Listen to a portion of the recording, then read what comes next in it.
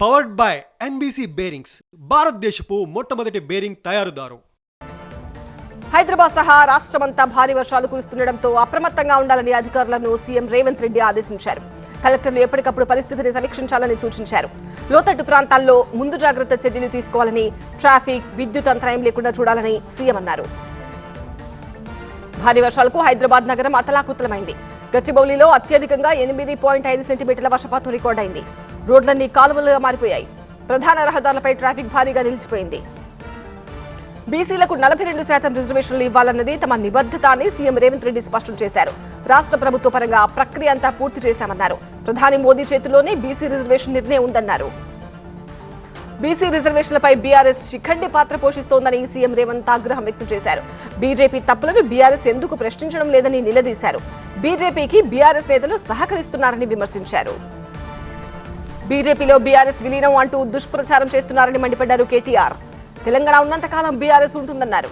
కాంగ్రెస్ బీజేపీకి 3 చెరువుల నీళ్లు తాగిస్తామన్నారు. ఉద్దేశపూర్వకంగానే మేడిగడ్డ నుంచి ప్రభుత్వం నీళ్లు లిఫ్ట్ చేయడం లేదన్నారు మాజీ మంత్రి హరీష్ రావు. చంద్రబాబుకు గురుదక్షిణగా బనకచెర్లకు గోదావరిని తరలిస్తున్నారని ఆరోపించారు. 2 ఏళ్ల రేవంత్ పాలనలో ప్రతిపక్షాలపై కమిషన్లు, ప్రతి పనికి కమిషన్ వసూలు చేయడం తప్ప చేసిందేమీ లేదన్నారు. ఆసిఫాబాద్ లో రేషన్ కార్డుల పంపిణీ సందర్భంగా కాంగ్రెస్ నేత శ్యామ్ నాయక్ పై ఎమ్మెల్యే కోవలక్ష్మి వాటర్ బాటిల్స్ విసిరారు. ఎమ్మెల్యే కోవలక్ష్మి ఆసిఫాబాద్ లోని జనకపూర్ రైతు వేదిక దగ్గర ఆహార భద్రతా కార్డుల పంపిణీలో ఈ ఘటనకు పాల్పడ్డారు.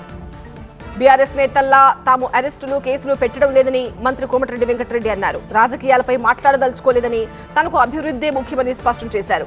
సినీ కార్మికుల సమస్యలపై చర్చించేందుకు దిల్ రాజును రేపు రమ్మని పిలిచానని కోమటిరెడ్డి వెల్లడించారు. టాలీవుడ్ లో సినీ కార్మికుల సమ్మె కొనసాగుతోంది. 4వ రోజు కూడా షూటింగ్స్ నిలిచిపోయాయి. 30% వేతనాల పెంపుపై కార్మికులు పట్టు వీడడం లేదు. సినీ కార్మికుల డిమాండ్లో న్యాయం ఉందన్నారు నిర్మాత బన్నీవాసు.